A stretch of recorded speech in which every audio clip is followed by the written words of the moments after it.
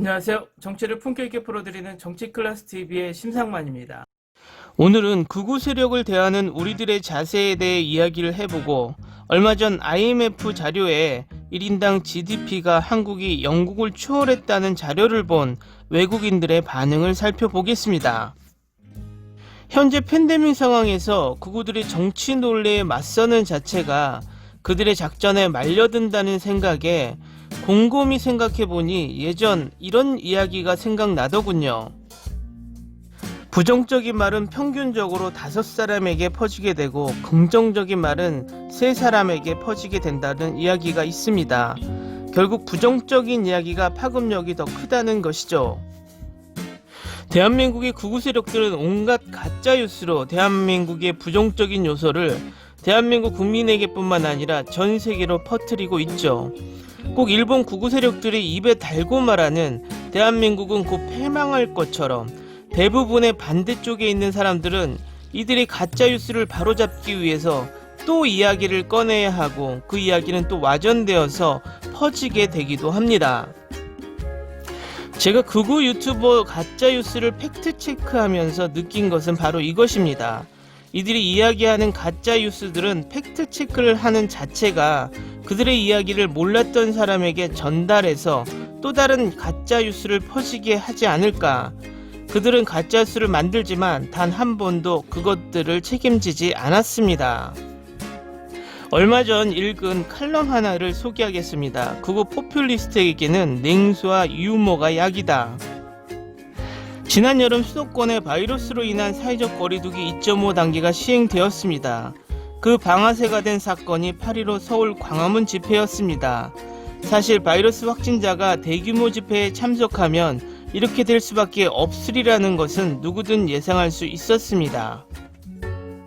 상식적인 사람들은 이제 바이러스가 얼마나 위험하고 어떻게 감염되는지에 대해 지식을 공유하고 있기 때문에 서울시는 지금 같은 사태를 막기 위해 애당초 집합금지 행정명령을 내렸습니다. 그런데도 그들은 막무가내로 광화문 광장에 모였습니다. 그들이 스스로를 위험에 빠뜨리면서까지 모인 것은 코로나에 대해 상식적인 사람들과 다른 인식을 공유하고 있기 때문입니다. 즉, 바이러스는 별로 위험하지 않고 전파력도 낮다는 것입니다. 심지어 그들은 자신으로 인해 바이러스가 확산된 뒤에도 상식과 동떨어진 이야기를 했습니다. 집회를 방해하기 위해 정부가 바이러스 확진자를 의도적으로 늘려서 발표한다. 대체 그들은 어쩌다가 이런 인식을 갖게 됐을까요? 그들은 주로 극우 유튜버들로부터 정보를 습득합니다. 아니, 좀 더 정확히 말하면 그들은 극우 유튜버들이 만들어내는 뇌피셜을 정보라고 착각하며 공유합니다. 이를테면 8.15 반정부 광화문 집회를 주도한 정광훈 목사는 자신의 교회에서 바이러스 감염이 확산되자 이를 북한에 의한 바이러스 테러라고 말했습니다. 이런 음모론은 정보라기보다는 허구적 뇌피셜에 해당합니다. 극우 유튜버들은 자신들이 만들어낸 뇌피셜로 얼마나 많은 사람을 현혹할 수 있느냐에 따라 수익의 규모가 달라집니다. 구독자들은 자신을 설득시킬 이들의 뇌피셜을 그 자체로 지식이나 논리라고 착각을 합니다. 이 때문에 극우 유튜버들은 허위사실과 혐오 정서를 동원해서라도 사람들을 선동할 수 있는 뇌피셜을 만들려고 합니다. 구독자들은 극우 유튜버들의 뇌피셜이 자기 세계관에 맞는지만 중요할 뿐 그 내용이 어떻게 구성되어 있는지에 대해서는 별로 중요하게 여기지 않습니다. 가령 극우 유튜버 왕자의 경우 자신이 만든 엠번방 사건에 대한 영상에서 가해자인 조주빈 일당도 나쁘지만 피해자들도 원인 제공을 했기 때문에 피해를 당해도 어쩔 수 없다는 식으로 말합니다. 본인들이 고해갈바를 하려다가 사기꾼에게 잘못 걸렸을 뿐이기 때문에 순수한 피해자가 아니며 그러므로 국가가 이들에게 치료비 등 보상금을 지불하는 건 부당하다는 얘기입니다. 물론 이것은 사실이 아닙니다. 엠번방 피해자들이 조주빈 등과 엮인 경로는 매우 다양하며 설사 일부가 고해갈바를 하려는 의도를 갖고 있었다고 해도 그것이 착취를 정당화할 수는 없습니다. 국가의 지원금 또한 엠번방 피해자들을 위해 특별히 급조된 것이 아니라 원래 있던 제도입니다. 엄격한 절차에 따라 허술하지 않게 피해자들에게 지급됩니다. 이처럼 구구 유튜버들은 날조된 정보를 얼기설기 엮어 반페미니즘 정서를 자극하는 방법으로 구독자를 현혹합니다. 그 구독자들 입장에서 사건이나 제도에 대한 정확한 정보 같은 디테일한 사실관계는 별로 중요하지 않습니다. 전체적인 이야기가 자신이 평소 내면화하고 있던 문재인 정부는 여성들에게 불공정하게 국가 지원을 지원한다는 세계관에 들어맞으면 그걸로 그만인 것입니다. 그래서 사회의 다수 구성원이 엠번방 사건의 가해자들을 비난할 때 구구 유튜버들은 피의자들에게 비난의 화살을 돌리며 구독자들의 주머니를 털어냅니다. 자, 그럼 우리는 극우 세력들이 이런 방식의 방법을 어떻게 바꿔가야 할까요? 처음에는 이런 유튜버들의 가짜뉴스를 팩트체크해서 바로잡는 방식을 써왔습니다. 저 또한 부정선거 가짜뉴스를 계속해서 팩트체크해왔고 지금도 모든 영상에 링크해서 올려놓고 있습니다. 그런데 곰곰이 생각해보니 이런 식으로 팩트체크를 해나가는 것 자체가 극우들의 작전에 말리는 것이죠. 그들의 이야기를 소재로 다룰 때마다 그들의 인지도는 높아지고 사람들의 관심은 그들에게 쏠려 또 다른 극우 추종자들을 생산해낸다는 결론이 나옵니다. 특히 가치관이 형성되지 않은 청소년들에겐 더욱더. 그럼 어떻게 그들에 대한 대처를 해야 할까요? 그들의 가짜뉴스를 팩트체크하는 게 아니라 지금 현재 대한민국에 잘하고 있는 것을 사실 그대로 이야기해 주는 것이 훨씬 좋은 방법이라고 생각합니다. 그것이 바로 소위 말하는 국뽕입니다. 그렇지만 이 국뽕에 절대 가짜뉴스나 과장의 내용이 들어서는 안 됩니다. 사실 있는 그대로 통계와 가급적 한국 언론의 뉴스가 아니라 외신을 있는 그대로 전달하는 것이 중요합니다. 그 외신에 과장이나 양념을 추가해서도 안 됩니다.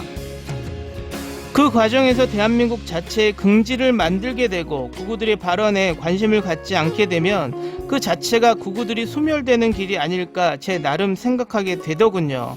그래서 요즘은 극우들이 헛소리에 신경 쓰기보단 대한민국의 진실을 찾아다니고 있습니다. 가끔 저에게 이런 이야기를 합니다. 정치 유튜버가 갑자기 국뽕 유튜버가 된 거 아니냐. 절대 그런 건 아니고 정말 심한 극우 세력이 궤변이 쏟아지면 또 팩트 체크를 합니다. 하지만 지금의 모두가 어려운 팬데믹 상황에서는 극우든 극자든 나라를 흔들어서는 안 된다고 생각하는 게 저의 지론입니다. 결국 극우 포퓰리스트에게는 냉소와 유모가 약입니다. 다음은 얼마 전 IMF가 발표한 자료에서 한국이 1인당 GDP에서 영국을 추월했다는 흥미로운 자료가 올라왔는데 한 외국인이 이 자료를 가지고 스레드를 만들었는데 그 댓글 반응을 보시겠습니다. 이유는 서방은 이전에 거만하게 생각했었지. 최고가 아니기 때문임. 대만도 상당히 높은데 한국보다 경제적 기적이 잘 이루어진 것일까? 대만, 한국, 싱가포르, 홍콩은 아시아 호랑이 4마리라고도 해. 놀라운 경제 성장이었거든. 알고 있어? 아일랜드는 세금 천국일 뿐이고 GDP는 과대평가돼 있음. 아일랜드 사람들은 부자가 아니야.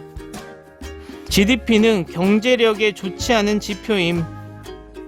그래서 일본은 어딨는데? 한국 경제가 성장하고 있다는 뜻임. 이건 PPP 번호로서 한국에서 구매하는 것이 다른 많은 곳보다 저렴하다는 점을 고려할 때 유용함. 생활 수준의 척도로 간주되지만 개인 소득이 아닌 국가의 돈이기 때문에 직접적으로는 아님. 생활 수준에 대해 다른 지표를 보는 것이 합리적임. 한국 원화와 같은 저평가된 통화와 유로와 엔화와 같은 고평가된 통화 없애는 게 좋을 것 같아.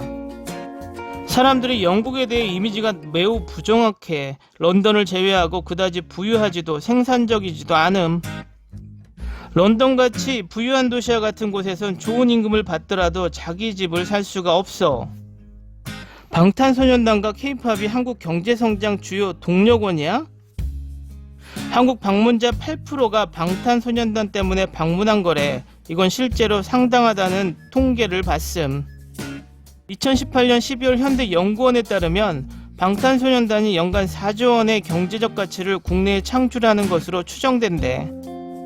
엔터테인먼트 및 미디어 산업은 한국 수출의 0.5%를 차지함. 하지만 소프트파워에 영향을 미치는 건 확실함.